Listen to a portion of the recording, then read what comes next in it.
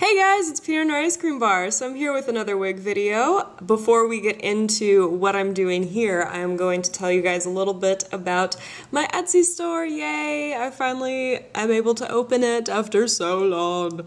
So I'm gonna have some alpaca hair for sale, pretty small batches, small quantities, partly because I don't really know what's gonna sell and partly because I can only do so much, y'all. So I've got a couple different colors.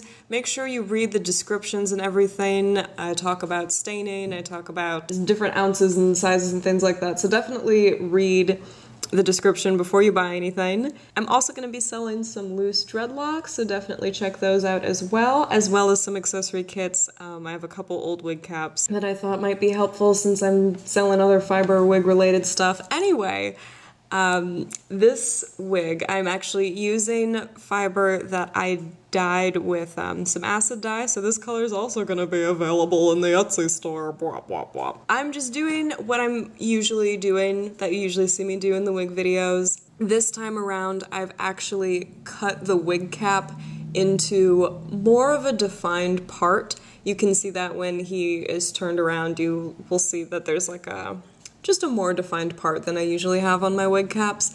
That's because I was really going to try and make an effort to do a different kind of part today. So what I'm basically going to be doing is following the exact same method, and I will say something I've done more recently is start to measure out my hair beforehand and like cutting everything beforehand instead of measuring as I go, which it seems like a really simple thing that, like, obviously, duh, measure and cut your hair beforehand, but honestly, I used to just cut it as I went along to make sure I was getting the right layers, right? But it's so much easier to just have it pre-cut.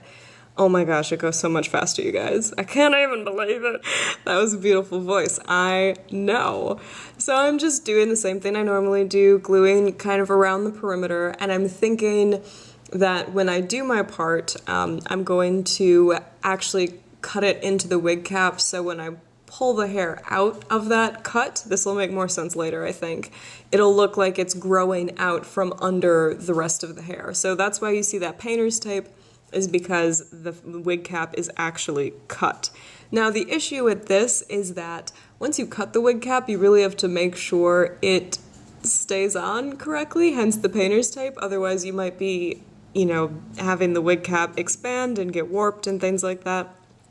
So you definitely have to make sure you are still maintaining the shape as you work. It also can really compromise the integrity of your wig cap if you don't seal it up correctly. So definitely this is a method I've tried before and I just haven't gotten it to seal quite right. This is the same thing I tried with Daichi's wig actually, and there was just a lot of shedding. That time it was because I had way too much hair in the cut part of the wig cap. So trying it again, trying a different method, and I think this time it worked out pretty well. So right now I'm cleaning him off, and in a second you'll be able to see what I've done with the wig cap, how I've cut it. And basically this was way too hard to figure out how to film. I'll have to try it at some point, but you can see how it's been cut, and I'm just gonna glue hair underneath and then pull it out from under.